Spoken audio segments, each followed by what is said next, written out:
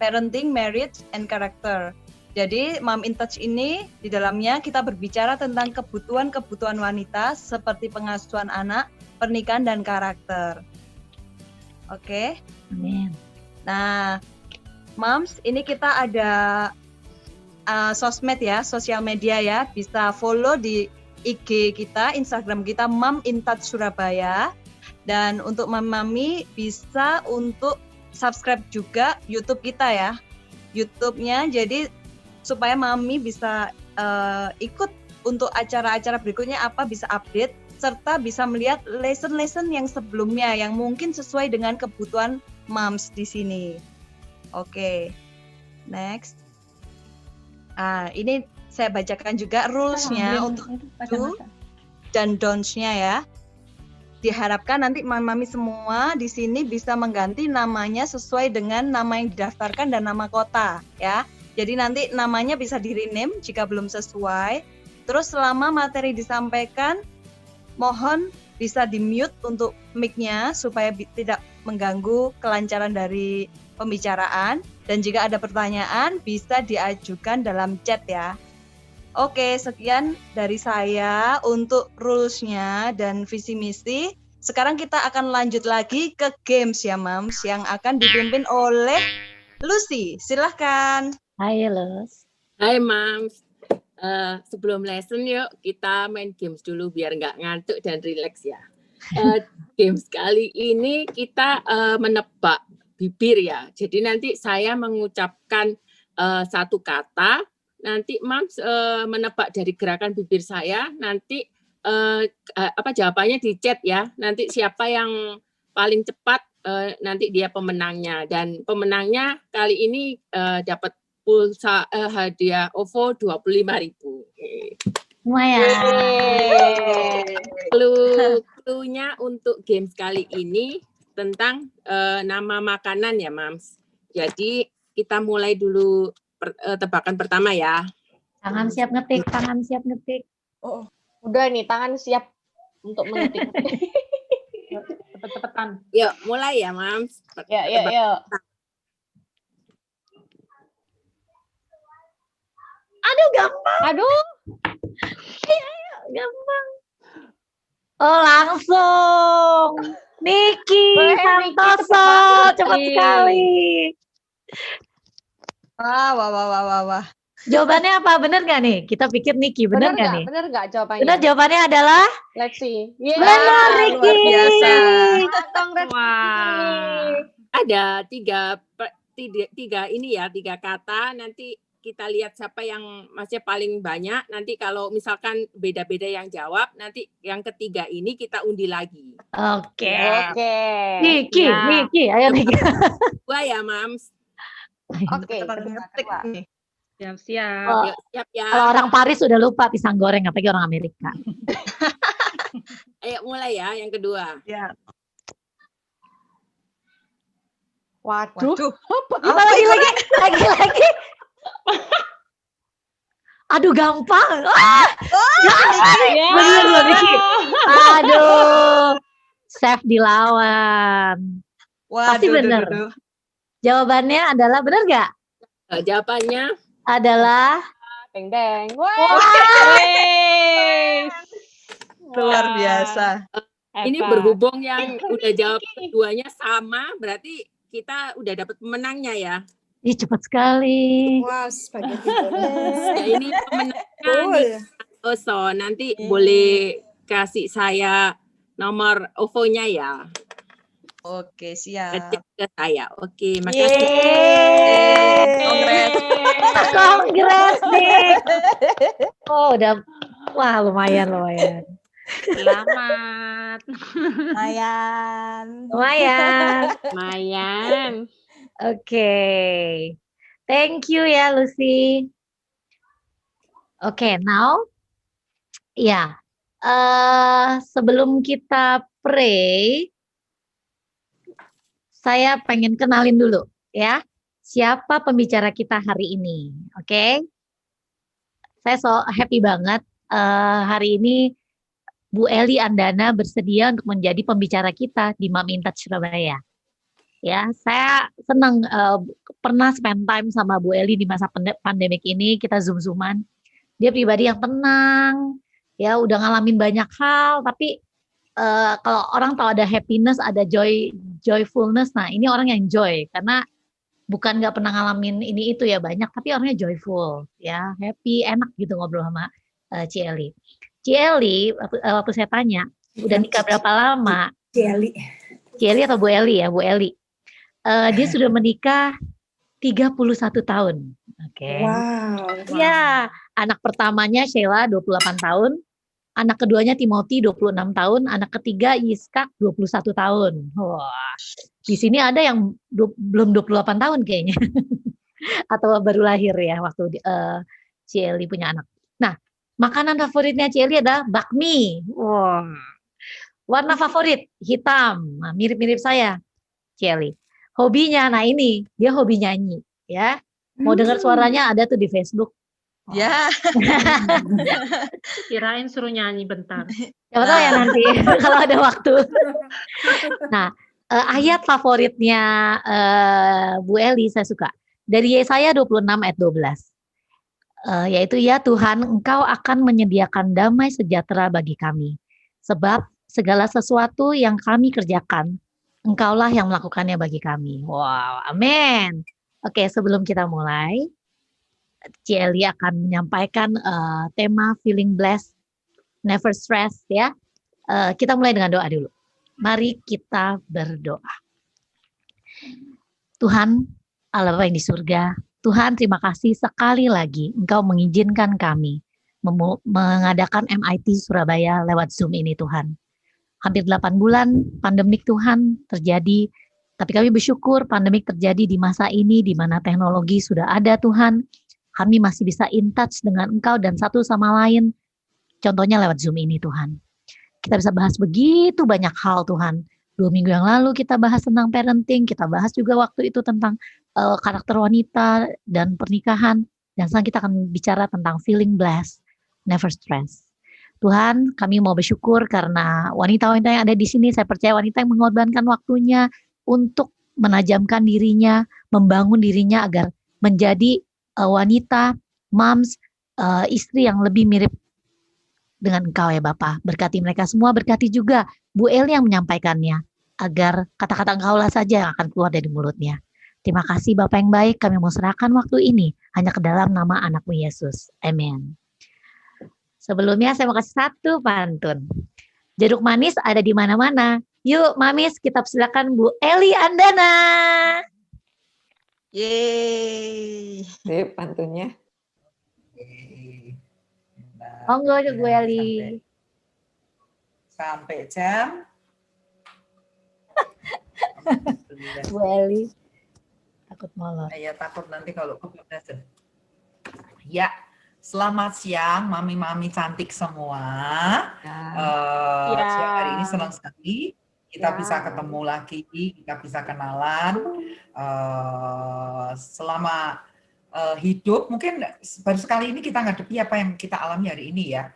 Selama 54 tahun saya hidup, aku baru ngalami seperti ini. Semua seisi dunia dijungkir balikkan hanya karena virus yang sepertinya tidak kelihatan, tapi ternyata akibatnya besar sekali. Nah, selama pandemi ini yang saya seringkali dengar itu banyak mami-mami yang mungkin stres ya. Apalagi kalau anak-anaknya masih sekolah itu ya, sekolah online, yang SD, yang SMP, keluhannya sama. Yaitu apa? Aduh, repot. Sekolah bayarnya tetap, tapi kita semua yang repot gitu kan ya.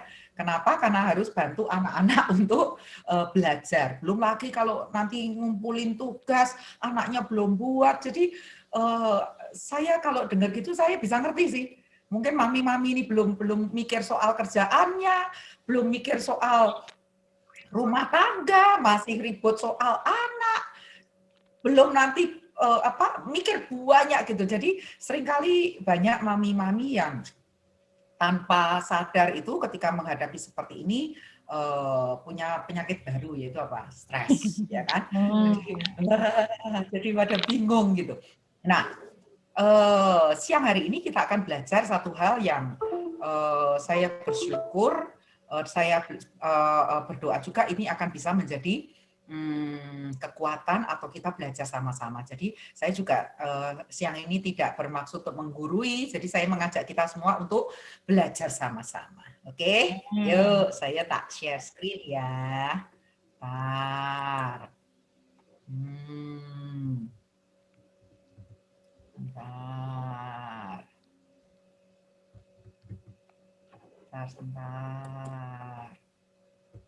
Iya. Ini adalah judul yang kita mau belajar, Feeling Blessed, Never Stress. Saya ingat ada satu quote dari seseorang yang saya lupa siapa, tapi saya tuh benar-benar jadi saya belajar gitu, jadi saya ingat gitu. Yang berkata begini, istri adalah barometer keluarga. Jadi kalau kita tahu bahwa barometer itu adalah alat untuk mengukur tekanan udara.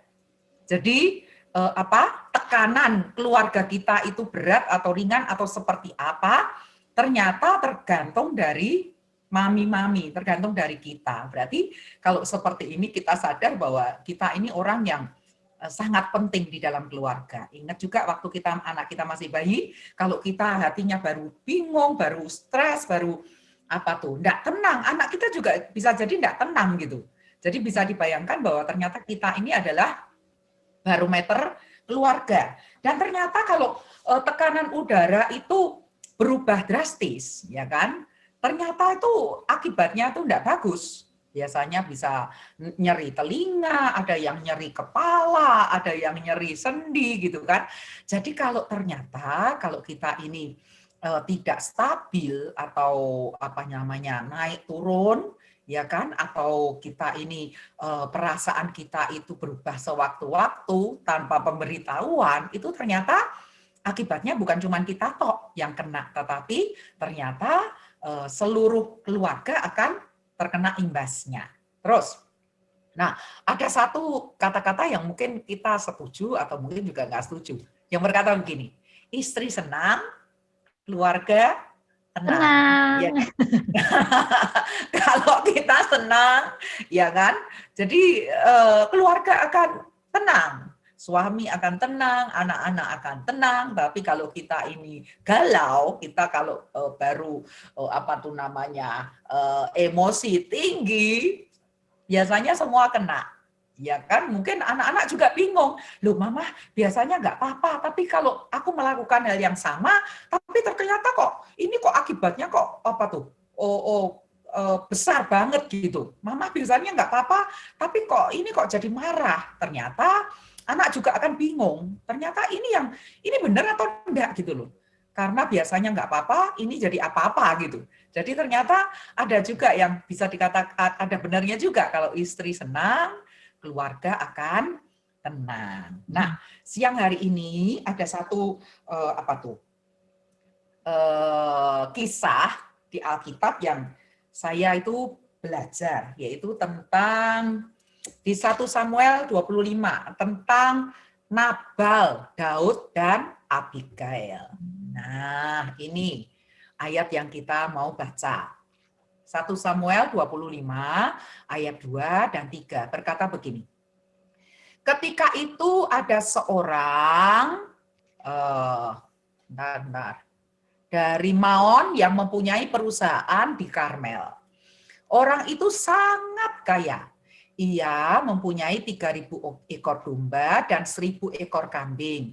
Ia ada di Karmel pada pengguntingan bulu domba-dombanya. Nah, nama orang itu Nabal dan nama istrinya Abigail. Perempuan itu bijak dan cantik, tetapi laki itu kasar dan jahat kelakuannya. Ia seorang keturunan Kaleb. Jadi kalau kita baca kisah ini, ternyata dikisahkan bahwa ada satu keluarga yang tinggal di Maon, ya kan? Dan ini keluarga yang punya perusahaan yang besar gitu ya, keluarga kaya, punya perusahaan di Karmel, ya. Terus si bapak dari keluarga ini namanya adalah Nabal, dan Alkitab tuh nyeneng kalau ngomong itu Nabal orangnya bebal, Nabal namanya bebal orangnya gitu kan ya. Jadi seperti itu, Nabal itu bebal dan punya istri, dan ini yang luar biasa. Istrinya bernama Abigail, dan dikatakan bahwa istrinya itu bijak dan cantik. Nah, dikisahkan satu kali ada anak buahnya Daud. Jadi Daud waktu itu masih dalam pengembaraan karena dikejar-kejar oleh Saul. Jadi mungkin karena itu Daud itu punya, mungkin kalau hari ini kita bisa ngomong itu pekerjaan sambilan itu jadi apa preman gitu ya. Jadi dia yang bagian keamanan gitu. Nah, satu kali anak buahnya Daud itu datang ke Nabal, ya toh. Terus dia ngomong gini, dia membawa pesan dari Daud supaya Nabal itu memberikan, kalau bisa dikatakan upah lah untuk semua yang sudah Daud dan anak buahnya lakukan, yaitu apa? Menjaga sehingga perusahaan dari Bapak Nabal ini tidak diganggu oleh preman-preman yang lain gitu. Jadi seperti itu. Nah, ketika anak buahnya Daud datang untuk meminta upahnya, Nabalnya marah dan kemudian dia berkata, "Siapa Daud itu?" gitu. Jadi sepertinya dia ngomong, "Aku kan enggak nyewa kamu," gitu loh. Dan akhirnya anak buahnya Daud kembali kepada Daud dan kemudian melaporkan apa yang sudah Nabal katakan, dan ternyata itu membuat Daud jadi marah sekali. Kemudian dia mengumpulkan pasukannya dan dia berniat untuk menyerang Nabal dan keluarganya. Nah, ketika didengar oleh anak buahnya si Nabal tentang apa yang sudah dikerjakan oleh Daud, dia cepat-cepat ngomong sama nyonyahnya, si Ibu Abigail ini. Dan dia berkata, "Waduh, celaka Bu, ini tadi Bapak itu ada orang, padahal memang benar loh Bu, Daud itu menjaga ternak kita, menjaga sampai kita ini aman, tidak diganggu oleh preman-preman yang lain gitu. Tapi Bapak ini kebangetan Bu, kok enggak mau ngasih gitu aja, kok enggak mau." Nah, tapi saya tuh bersyukur ada seorang ibu yang sangat tenang. Kalau mungkin saya diceritain kayak gitu, mungkin saya sudah bingung, aduh piye gitu ya. Tapi ini ada orang yang begitu tenang, terus dia ngomong, "Ya, oke." Terus akhirnya dia membawa makanan, dia membawa roti, ada anggur, ada masakan yang kemudian dia bawa kepada Daud, dan kemudian akibat dari semua yang dia kerjakan itu yang membuat Daud tidak jadi menyerang keluarganya dan akhirnya keluarganya selamat. Jadi ternyata ibu-ibu punya kekuatan yang besar untuk bisa jadi penyelamat keluarga. Nah, kalau kita belajar, Abigail artinya adalah my father is joy. Dia katakan namanya itu luar biasa. Bapakku itu joy, sukacita. Nah, saya bersyukur karena yang dipakai adalah kata sukacita, joy. Kenapa? Kalau joy itu dari dalam keluar. Tapi kalau happy dari luar ke dalam. Artinya begini, apa yang membuat kita happy? Yang di luar, ketika semuanya baik, penghasilan oke, anak enggak nakal, suami baik, semua tenang, kita bisa happy. Kenapa? Karena di luarnya oke-oke semua. Tapi yang namanya joy itu dari dalam keluar. Yang di luar boleh terjadi apapun. Mungkin pekerjaan tidak seperti yang kita inginkan, mungkin anak-anak kita baru rewel, yang ini nanti berkelahi sama ini, belum lagi tugas sekolah, belum lagi ini, belum lagi itu, gitu kan. Jadi kan yang di luar sepertinya tidak bagus. Mungkin suami kita juga pas menggemaskan gitu ya, pas lucu-lucunya dan menggemaskan gitu kan. Jadi, menggemaskan halus, Ci. Apa? Menggemaskan kata yang halus. Kalau di Surabaya mencekno. Jadi mungkin di luar seperti itu ya, menggemaskan. Tapi kalau joy, itu dari dalam ada damai sejahtera yang meluap, yang itu membuat yang di luar sepertinya kacau, tapi itu tidak mempengaruhi. Ada sukacita yang ada di dalam hidup kita. Itu yang membuat kita bisa menangani semua, tidak dengan emosi, tetapi kita bisa merespon dengan benar. Nah, Abigail, my father is joy. Sekarang pertanyaannya, who is your father? Bapakmu sinten? Kalau orang Surabaya ngomongnya Bapak Ekon sopo gitu kan ya. Apakah bapak kita kemarahan? Anger. Jadi kalau ada apa-apa meletus, dor. Ada apa sedikit dor, semua dor gitu kan ya.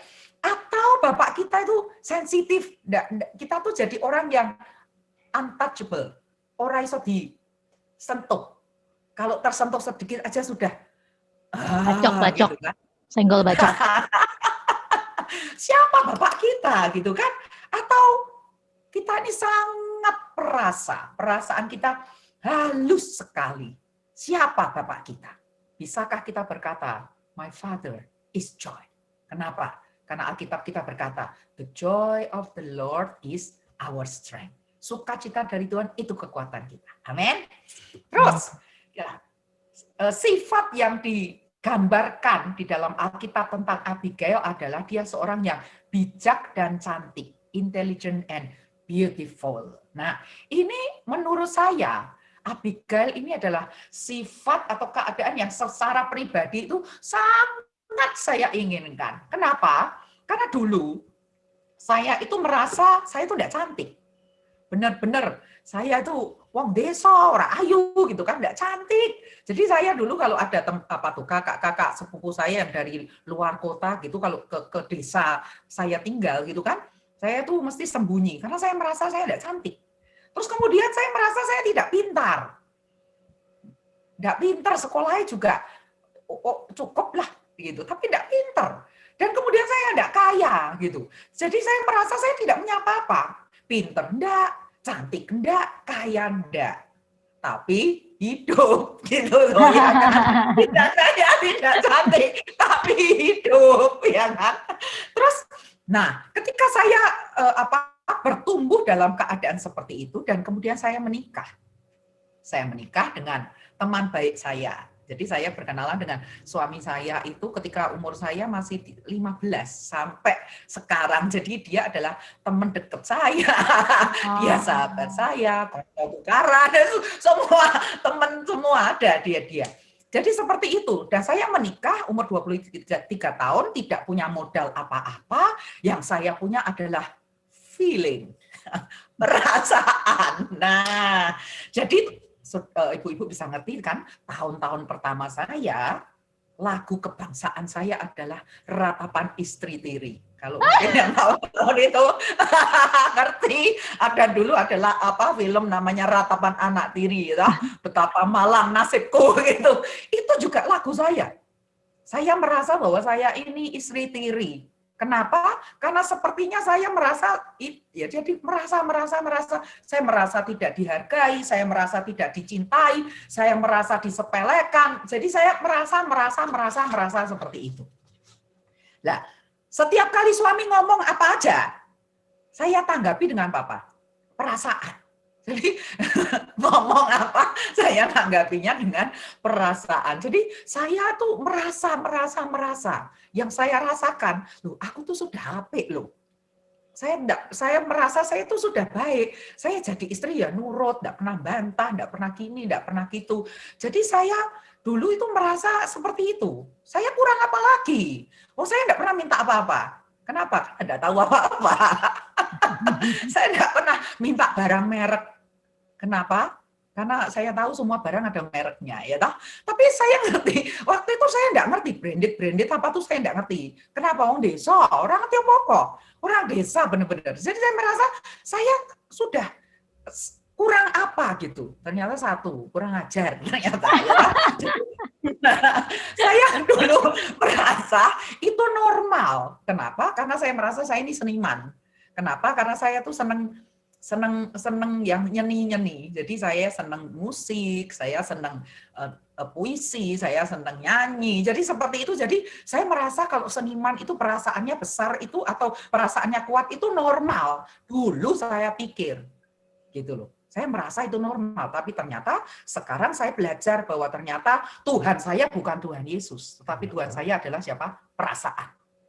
Perasaan itu yang saya sembah. Jangan jamah perasaan saya. Jadi seperti itu. Saya merasa tidak disayang.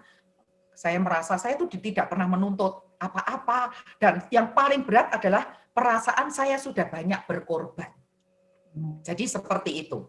Jadi saya sudah banyak berkorban. Saya tidak pernah minta apa-apa. Semua saya sudah kasih gitu loh. Saya merasa saya sudah banyak berkorban. Nah, ternyata mentalitas korban itu seperti lumpur yang menjebak dan menghentikan langkah kita. Kalau kita merasa bahwa kita ini korban yang selalu dirugikan, kita merasa jadi istri sudah merasa berkorban. Kurang apa saya sama suami saya?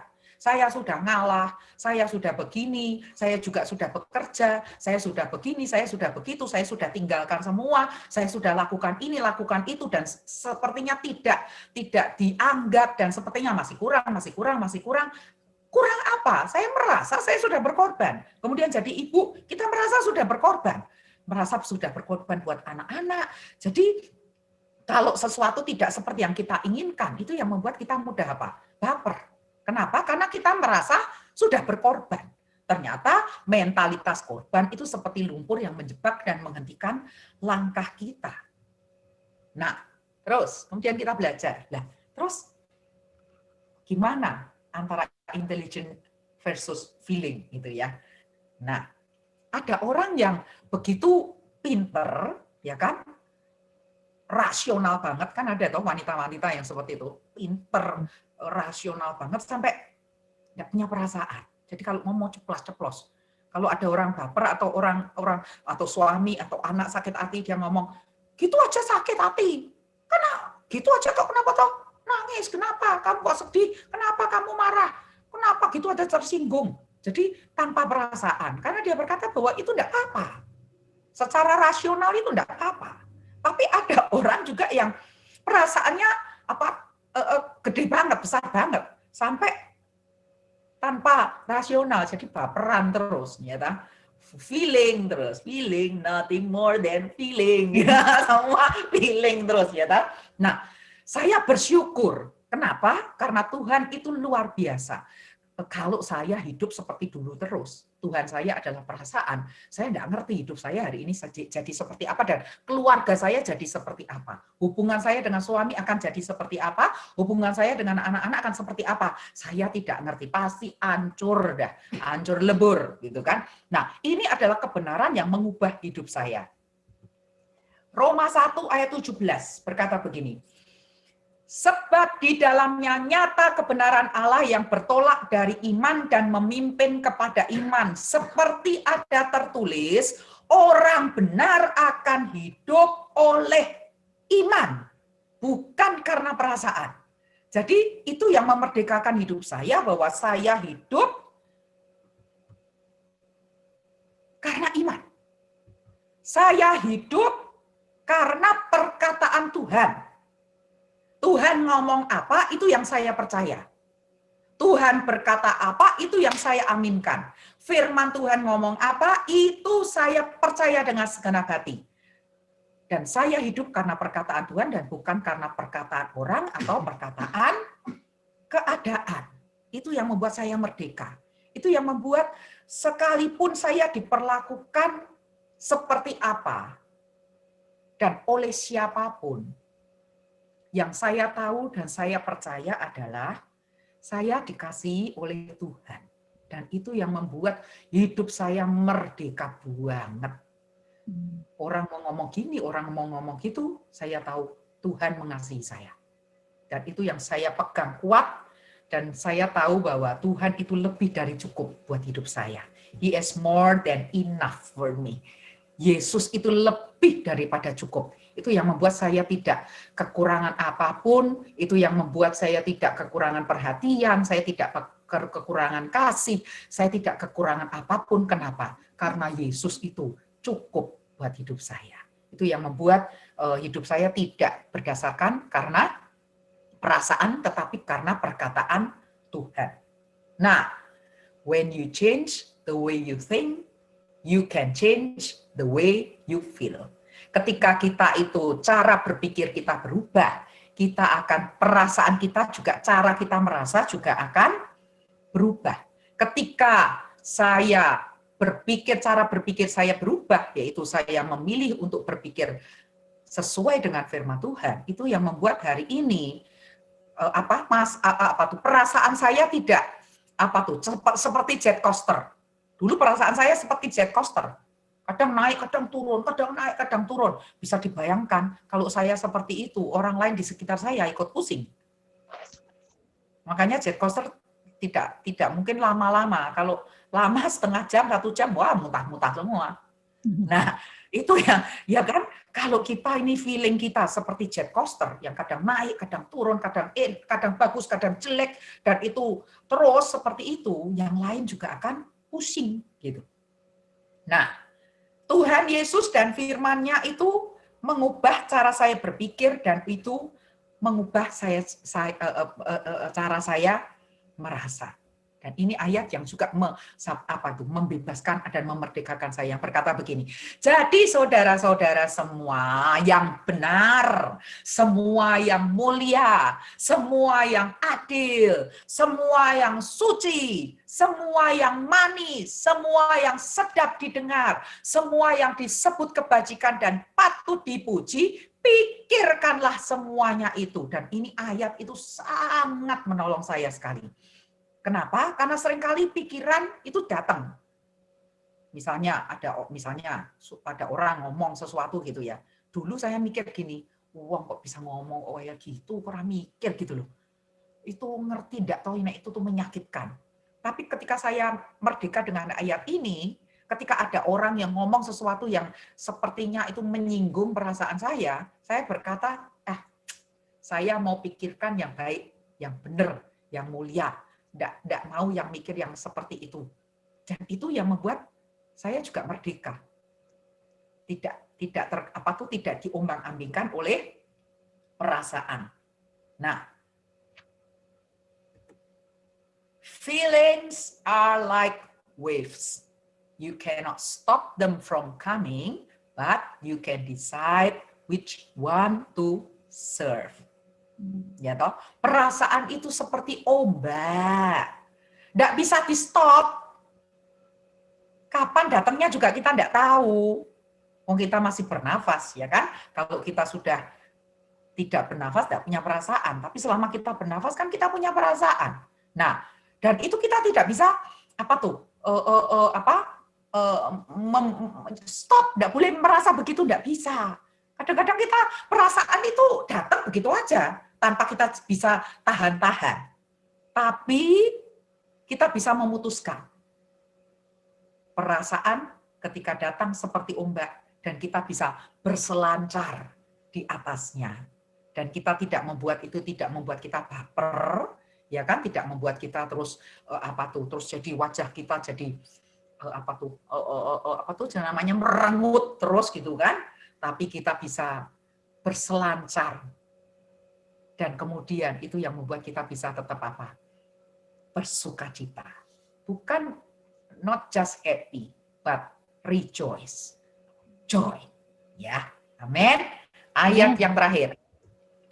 Mazmur 84 ayat 5 dan 7 berkata begini. Berbahagialah manusia yang kekuatannya di dalam Engkau, yang berhasrat mengadakan ziarah. Ziarah itu adalah spiritual journey. Jadi hidup kita itu ziarah, perjalanan. Ya kan? Jadi kita masih di mana? Santai aja. Itu perjalanan. Ya kan? Jangan berhenti terus di situ. Perjalanan. Nah, apabila melintasi lembah baka, bahasa Inggrisnya dikatakan the valley of weeping, lembah tangisan. Pernah tahu kita sampai di situ lembah tangisan, rasanya tuh masalah seperti kereta api itu loh. Datang satu temennya, datang terus. Tapi yang luar biasa, Orang-orang yang punya kekuatan di dalam Tuhan, mereka membuatnya menjadi tempat yang bermata air. Bahkan hujan pada awal musim menyelubunginya dengan berkat. Dan ini yang luar biasa. Ini yang jadi semangat, jadi kekuatan saya yang berkata. Dan mereka berjalan makin lama makin kuat. Tambah umur, enggak tambah lemes, enggak tambah loyo. Makin lama makin kuat. Tambah umur, enggak tambah keriput. Tambah cantik. Makin lama makin kuat. Tambah umur, tambah masalah ora popo. Tapi yang penting ada kekuatan Tuhan di dalam hidup kita yang membuat kita berjalan makin lama makin kuat. Kemana? Hendak menghadap Allah di Sion. Itu yang jadi kekuatan kita yang luar biasa. Amin, mami-mami cantik. Jadi ayo kita belajar yuk. Jangan suka baper, ya kan? Tapi kita sadar dan tahu bahwa kita adalah orang-orang yang sangat dikasihi oleh Tuhan. Itu yang membuat kita tidak akan stres. Amin. Oke. Cukup sekian sharing saya. Semoga menjadi berkat. Amin. Thank you. Wow, thank you. Kita kasih reaction ya, tepuk tangan buat Bu Eli. Habis ini, saya thank you dulu ya untuk Bu Eli. Semangat banget dari awal sampai akhir, spiritnya, ya. Suaranya, kejelasannya clear semuanya, poin-poinnya. Nanti mungkin akan ada beberapa orang yang share. Tapi sebelumnya, kita foto-foto dulu yuk sebelum kita masuk ke acara sharing. Bener nggak, Fen? Yuk kita foto dulu. Foto dulu ya. Eva sudah siap? Oke, ini ada Siapin dua. yang cantik. Ya, yang cantik. Kalau yang bisa open video kamera, silakan open sebentar. Ayo. Ini ada dari Oke. mana-mana nih. Poppy kameranya error katanya. Oh gitu. Oke, 1, siap ya. 2, Novita nggak on. 1, 2, 1 lagi. Ya. 1, 2, 3. Oke. Thank you, Eva. Thank you, Eva. Ya, silakan, Fen. Ya. Oke, aduh, thank you banget ya, Ci Eli. Aduh, seger banget habis ya. Aduh, kayak abis diapain, buk gitu. Adem banget ya, thank you banget. Aku belajar banyak ya dari tadi yang di sharing ini tuh ya. Tadi ada quotes-nya yang menarik itu ya. When you change the way you think, you can change the way you feel. Itu bener banget ya. Jadi aku belajar bahwa bener itu keputusan kita sih. Kita mau menaruh perasaan kita ini di sebelah mana gitu ya. Kita mau ngikutin yang baper atau kita juga mau naruh seperti yang the way yang Tuhan mau ya, yang tadi di Filipi 4 ayat 8 itu ya, semua yang suci, semua yang mulia, semua yang kudus, dan semua yang baik-baik itu. Ya tadi dengan sharingnya Ci Eli tadi bilang, aku mau naruh, aku mau naruh semua pikiranku di semua yang mulia, semua yang suci, dan bla bla. Itu membantu sekali ya. Sometimes kadang-kadang bisa keseret perasaan ya, bisa keseret, kok gini sih? Kok jadi gini sih? Kok gini sih? Aduh, udah langsung mikirnya tuh udah menggerutu lah, sudah mulai ngomel gitu ya, udah mulai panik, khawatir kayak gitu-gitu ya. Jadi sebenarnya bener banget ya. Kalau kita jadi istri, kita jadi mama, kita naruh pikiran kita di Filipi 4 itu, aku pikir kita pasti bisa aman lah ya. Maksudnya aman supaya nggak baper itu tadi. Ya tetap bisa berselancar, tapi kita nggak baper. Gitulah ya. Amin, membantu sekali. Thank you ya, Ci Eli ya. Itu yang aku sangat terbantu dan aku di-refresh lagi, diingetin lagi supaya jadi istri. Ayo, ojo jadi istri yang baperan gitu ya. Jangan jadi mama yang juga baper. Ya, tapi jadi istri dan mama yang bisa menguasai feeling itu. Gitu. Thank you. Mungkin Thank you. yang lain ada yang mau sharing, silakan. Kita berbagi Mau sharing. dong, mau dong. Ayo. Thank you. Yuk, Evi, yuk. Ayo Evi dari ini jauh nih. Bu Eli dari LA. Tahu ini. Ayo. Siapa namanya? Ibu Eli ya? Iya. Ya, Ibu Eli. Hai Ibu Eli, nama saya Evi. Saya orang Indo tapi tinggal di LA. Saya iparnya Wuri. Waduh, komplit. Komplit. Ini pembicara Aduh. kedua, perlu dikasih tahu profilnya. Aduh Bu, bagus banget. Dari ngantuk sampai seger. Di sini soalnya udah mau jam 1 malam. Tadi saya ngantuk begitu Ibu cerita, jadi ketawa-ketawa, jadi seger. Dan tertusuk. Ini benar-benar saya sekali Bu. Terima kasih ya.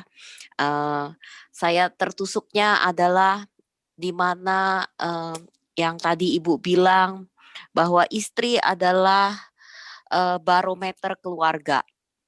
Di mana kayak misalkan kalau istri happy, rumah tangga happy. Dan saya lihat diri saya orang yang baper. Ya, nggak tahu artinya apa tuh baper tuh. Baper apa sih? Bawa perasaan. Oke, bawa perasaan. Karena saya suka denger di iklan Indonesia baper-baper. Di sana ada burger, nggak ada baper. Oke, anyway.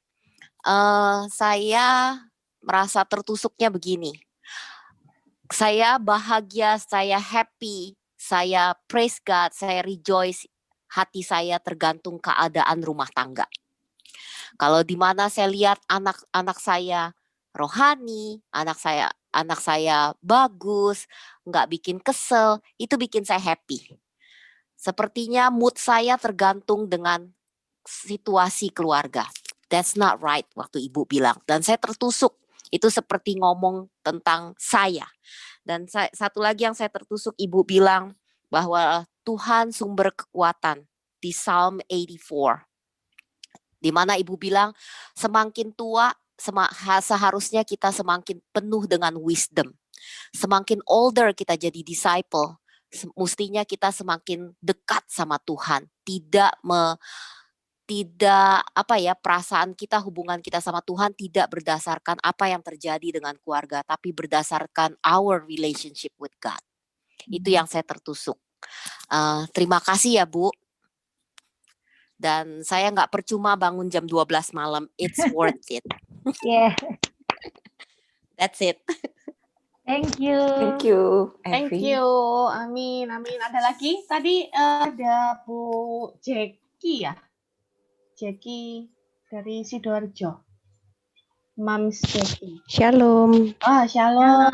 Ayo, silakan. selamat siang semuanya. Ya.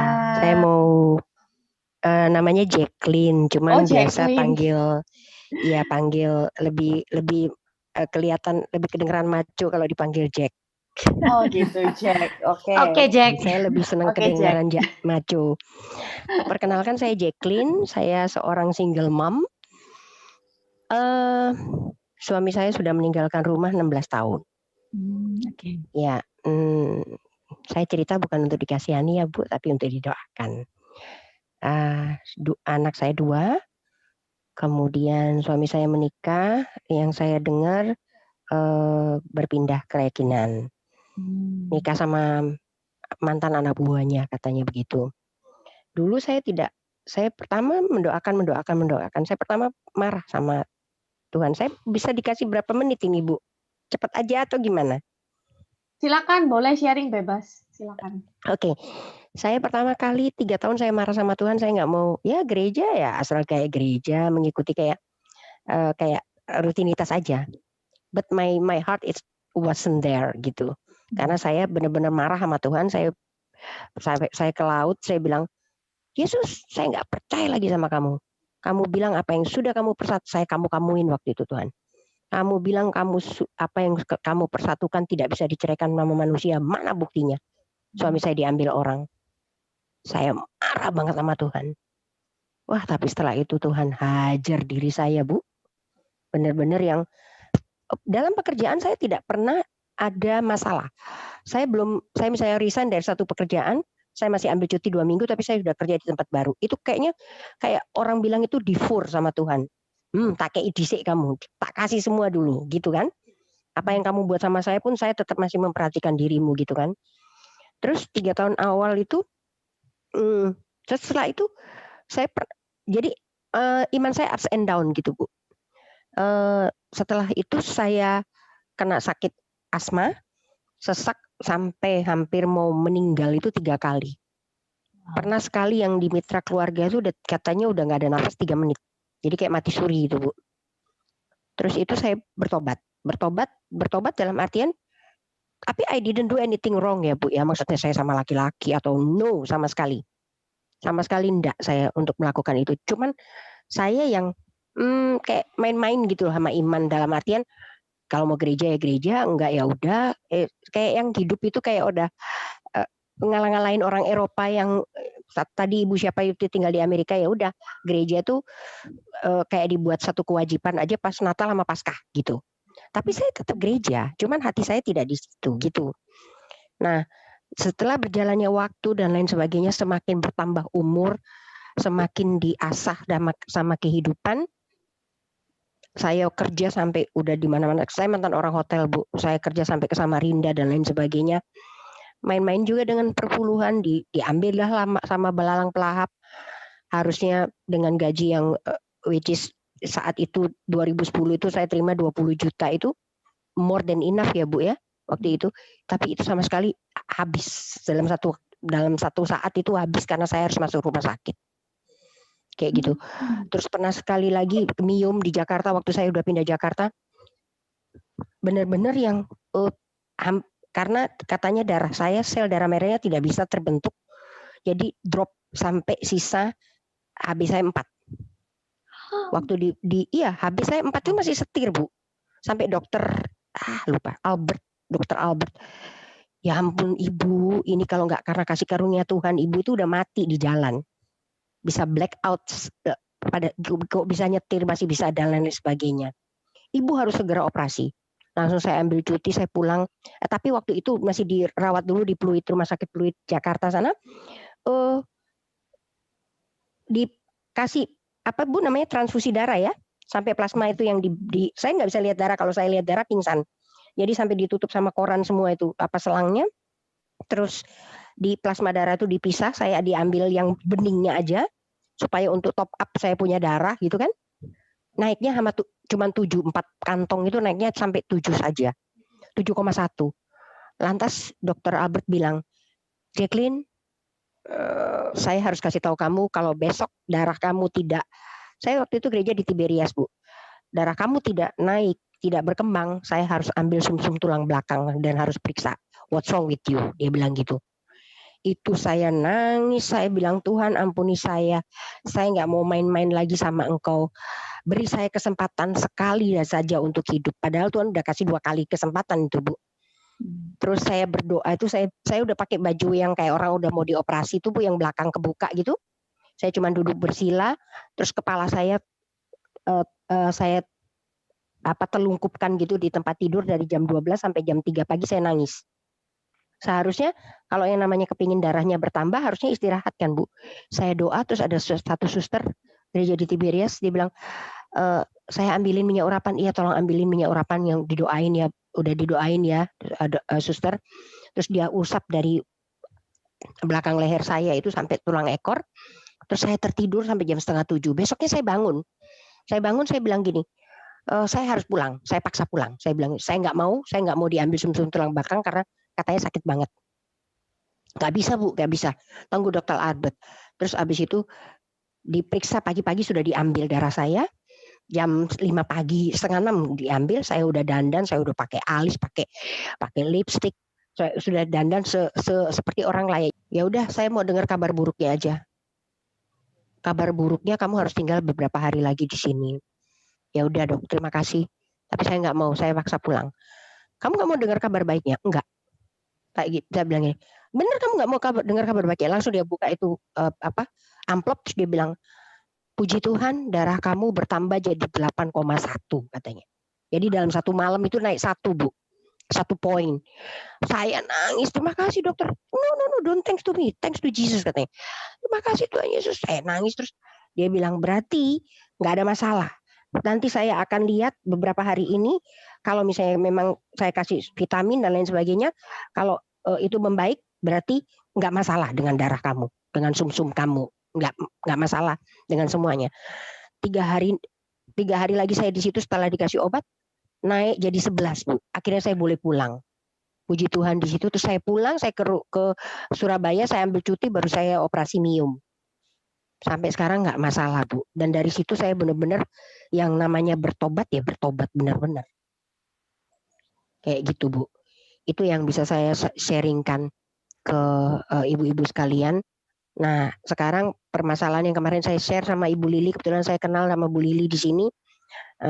Teman di kontak di handphone, beliau bilang mau ya Bu Jacqueline diundang. Oh mau, saya sih orangnya tidak pernah menutup diri untuk pertemuan-pertemuan ibadah. Terus saya juga mau kasih kesaksian Bu. Saya kan dari sejak pandemi tidak kerja. Dari jabatan saya terakhir branch manager di V2 Indonesia. Tapi karena pandemi dan saya belum setahun waktu itu dirumahkan cantik lah Bu. Setelah itu nggak dipanggil sampai sekarang karena memang yang Surabaya kayaknya di close gitu loh Bu. Separuh karyawan itu dirumahkan karena memang keadaan tidak ada event dan lain sebagainya. Kita biasa sewakan LED, Videotron kayak gitu-gitu Bu. Itu yang saya minta tolong didoakan. Sampai saat ini saya belum ada kerjaan, tetapi Tuhan masih pelihara sampai saat ini.